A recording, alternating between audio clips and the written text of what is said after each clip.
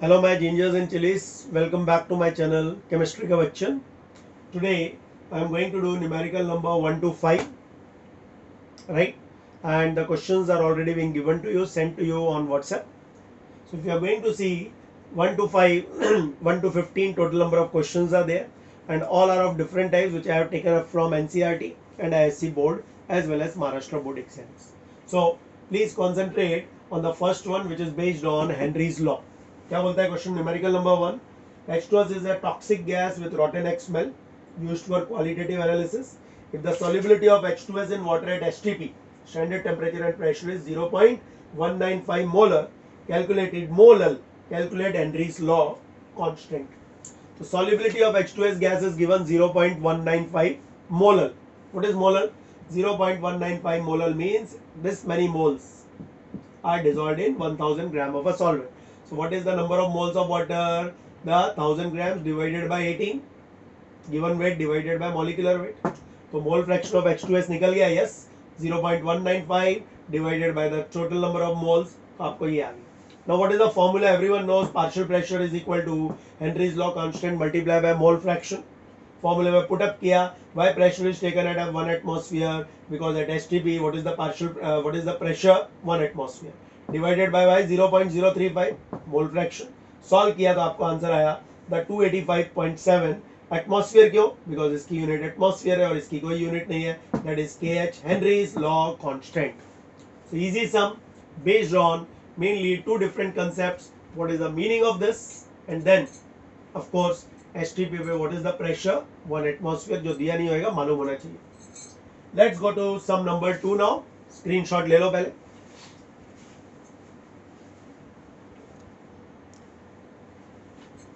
Okay. Let's go to sum number 2 now.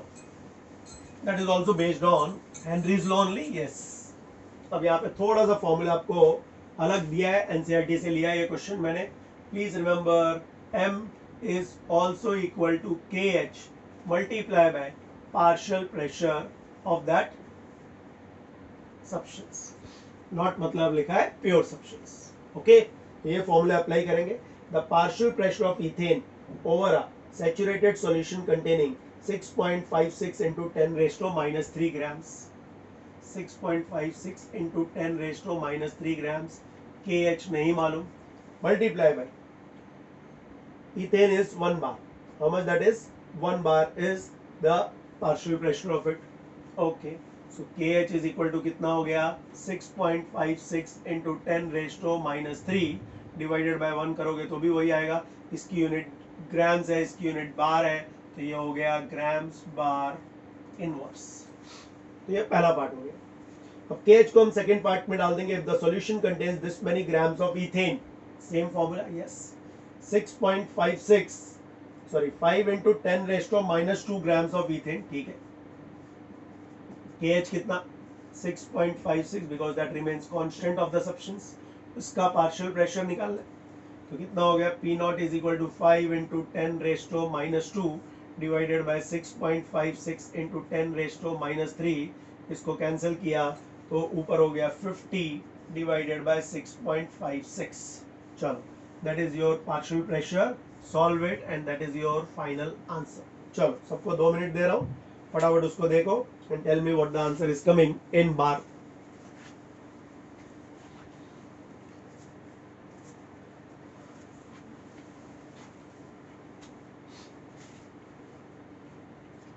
So that is coming 7.62 bar.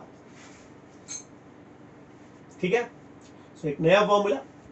Mole fraction के बने आपको अलग अलग तरह के हेनरी अपना रॉल्ड्स लॉ के अलग अलग तरह के आपको फॉर्मूलेज दिए हैं.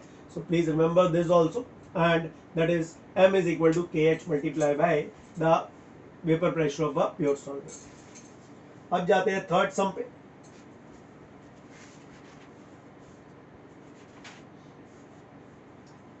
Third sum is also based on Raoult's law only. So let's see that what it is asking. देख लो थर्ड सम फटाफट अपने PDF शीट से. The third sum is benzene and toluene.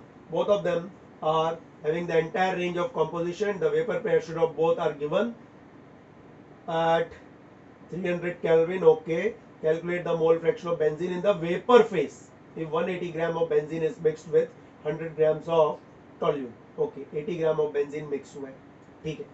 तो सबसे पहले इस पार्ट में क्या निकालोगे, मॉलिक्यूलर वेट ऑफ बेंजीन, जिसको हम बार बार सबको याद रहना चाहिए 78 ग्राम्स ही आएगा। And then we will find out molecular weight of toluene. Toluene कितना होता है भाई, C6H5CH3, तो ये हो गया तेरा 12 into 6 plus 1 into 5 plus 12 plus 1 into 3, जो भी आपका टोटल आएगा, टोटल विल कम 92 ग्राम्स। उसमें टाइम वेस्ट नहीं करेंगे, निकाल दिया मैंने आपके लिए पहले। अब number of moles of benzene निकालते हैं। बी मतलब बेंजीन, मॉलिक्यूलर वेट मालूम है और गिवन वेट दिया हुआ है, कितना है गिवन वेट 80। सो इसका पहले क्या निकाल देते हैं, we are going to find out number of moles of benzene, ठीक है। Number of moles of benzene हो गया 80 डिवाइडेड बाय 78। 80 डिवाइडेड बाय 78 आएगा 1.026। And number of moles of toluene भी निकाल लेते हैं, कितना दिया है weight, given weight is 100 grams. Okay, so 100 divided by 92 आएगा 1.087। Okay, now once you know this you can find out mole fraction of both of them. तो mole fraction of benzene कितना हो गया भाई, 1.026 divided by 1.026 plus 1.087। चलो solve करो, अगर ये मिल गया तो मोल फ्रैक्शन ऑफ टॉल्यून भी मिल जाएगा, 1 minus mole fraction of benzene, दोनों निकालो। चलो फटाफट।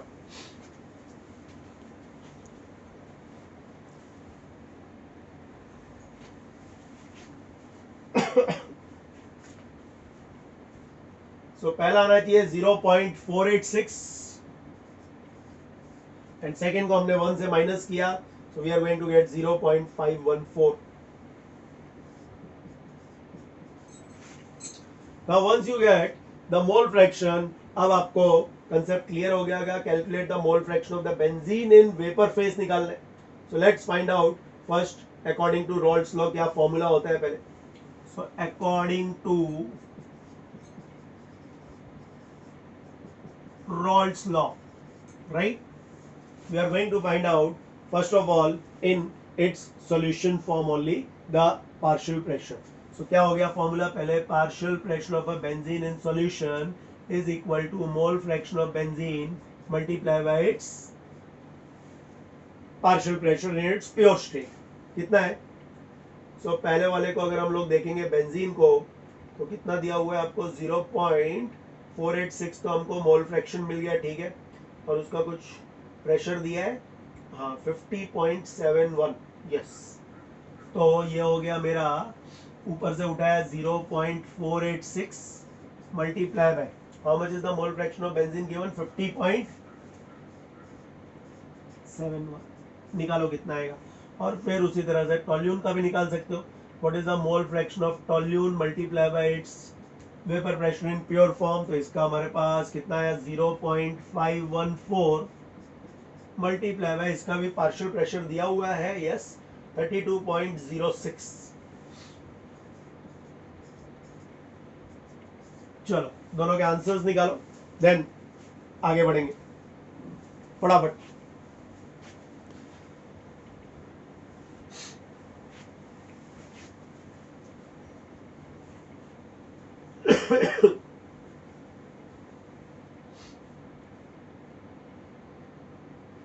तो पहला वाला आएगा आपका 24.65 millimetre and second answer should come 16.48 millimetre. Check कर लो फटाफट, स्क्रीनशॉट भी ले लो।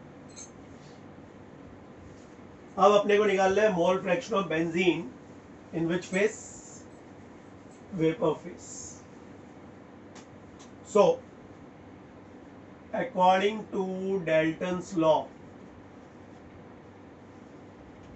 of partial pressure, 11th class, states of matter, क्या निकालना है हमको, we have to find out the mole fraction of benzene in its vapor phase. So mole fraction of benzene, but in which phase? In vapor phase we have to find out. As we have to find out in the vapor phase, benzene का निकालना है. So what is going to be there? It's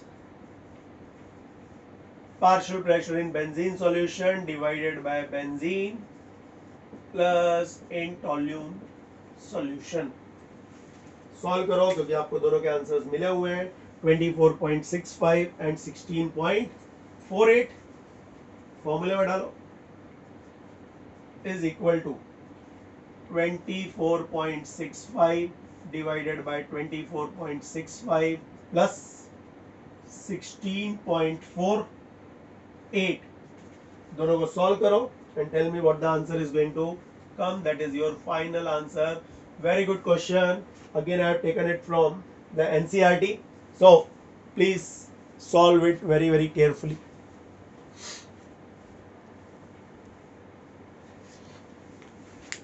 So नीचे वाला मिटा भी देते, इससे कोई कंफ्यूजन नहीं हो.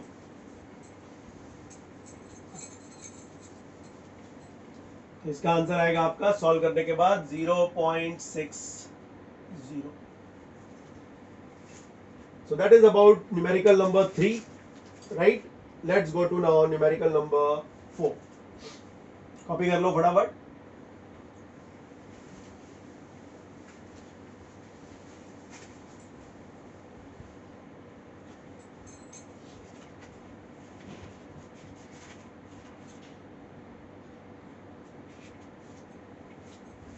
अब जाते हैं हम न्यूमेरिकल नंबर 4 पे. The vapor pressure of a pure water is given is 23.8 millimeter of mercury. So pure water दिया हुआ है, जब भी नॉट लगेगा तो प्योर हो गया 23.8 millimeter of mercury. Okay. 50 gram of urea. So W2 is 50 grams. तो मोलर मास यूरिया का कितना होता है याद रखोगे पहले से तो अच्छा है. 60 grams is dissolved in 850 grams of water. So 850 grams, उसका M1 काम आएगा तो ठीक है, ना तो कोई बात नहीं. Calculate the vapor pressure of water for this solution and its relative lowering pressure. इसका मतलब कहीं ना कहीं हमको क्या निकालना है? We have to find out relative lowering of vapor pressure as well as the vapor pressure of a water for this solution. ठीक है, तो P निकालने का. ठीक है. अब let's see what is being given to us. सबसे पहले देख लेते हैं अपने पूरे प्रॉब्लम को in the form of formula. तो फॉर्मूला क्या है? P not minus P upon P not is equal to W2 by M2 multiply by W1 into M1.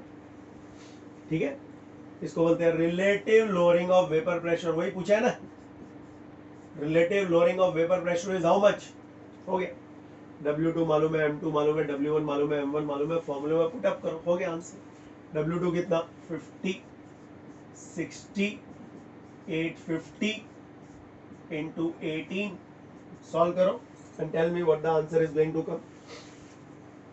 चलो 2 मिनट है सबके पास.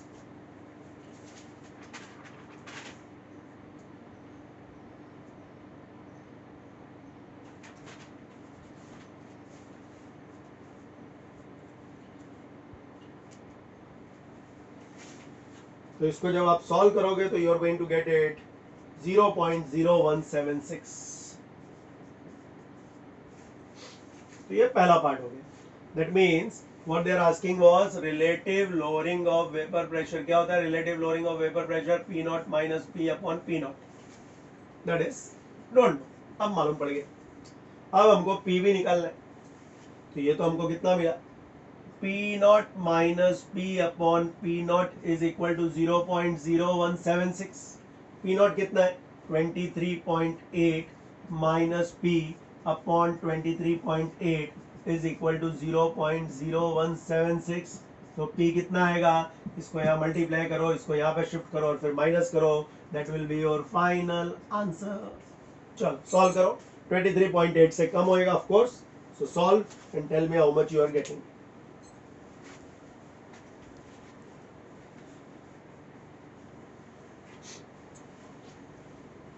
Okay. और वक्त पास करके करने का अपने कैलकुलेशंस और फिर आंसर मैच करने का. So you are getting 23.38 millimeter. So that is numerical number 4. Now let's go to the last one from this slot. That is numerical number 5. An aqueous solution 2% of a non-volatile solute exerts a pressure of 1.004 bar at the normal boiling point of the solvent. What is the molecular mass of the solute? Easy एकदम. अगर आपको formula आता है तो बहुत ही easy सम है. Let's put up into the formula by writing the data. तो सबसे पहले an aqueous solution of 2% non volatile. What is the meaning of 2%? 2% का मतलब होता है 2 grams. Exerts a pressure of 1.004 bar at the normal boiling point of the solvent. Okay, at the normal boiling point of the solvent. So W2 is this much. So what is the mass of the solution? Percentage के हिसाब से 100 grams. Okay. What is the vapor pressure of the solution is given? Vapor pressure of the solution is given 1.004 bar. ठीक है. उसके बाद what is the vapor pressure of the pure water is given? Of course, vapor pressure of pure water is going to be 1 atmosphere, and 1 atmosphere is equal to how many bars? 1.013 bar. भूलना मत ये. 1 atmosphere is this much bar. Okay. और कुछ दिया हुआ है data में. Mass of solvent निकाल सकते हैं. 2 ग्राम है. 100 minus 2. So W1 is equal to 100 minus 2 is equal to कितना ग्राम्स हो गया? 98 grams. ठीक है. And molecular weight of water everyone knows that is 18 grams. So we don't have to worry. अब इसको फॉर्मूले में डाल देते. फॉर्मूले में अगर आप डालोगे तो we all have to know that is a non volatile solute लिखा हुआ है. तो ये हो गया अपना P0 minus P upon P0 is equal to W2 by M2 multiplied by W1 into M1. ठीक है. अब पूरा का पूरा डेटा अपने पास रेडी है. क्या निकालने का अपने को? मॉलिक्यूलर मास निकालने को बोला है. M2 of that substance we don't know. P0 कितना है भाई? P0 1.013 minus 1.004 divided by 1.013. W2 2 grams. M2 नहीं पता. W1 98 grams. Multiply by M1 किधर है? पानी है ना. 18 में. So M2 क्या आएगा भाई? 2 into 18 into 1.013. चलो 1.013 minus 1.004 कर देना. तो ये हो गया 13 में से 4 गया 9 0 0. चलो सॉल्व करो and tell me what answer you are getting. चलो 2 minute.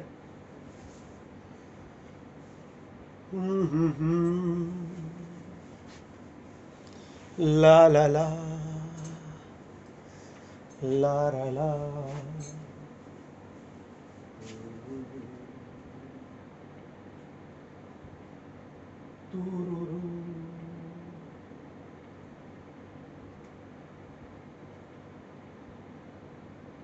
Okay, so answer is 41.35 grams.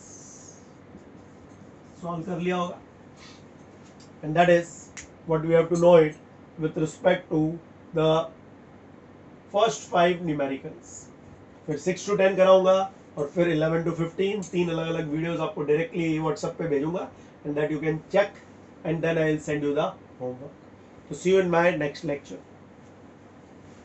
Screenshot ले लो फटाफट. अन्न मूल नाल रन्न अंज. Bye bye.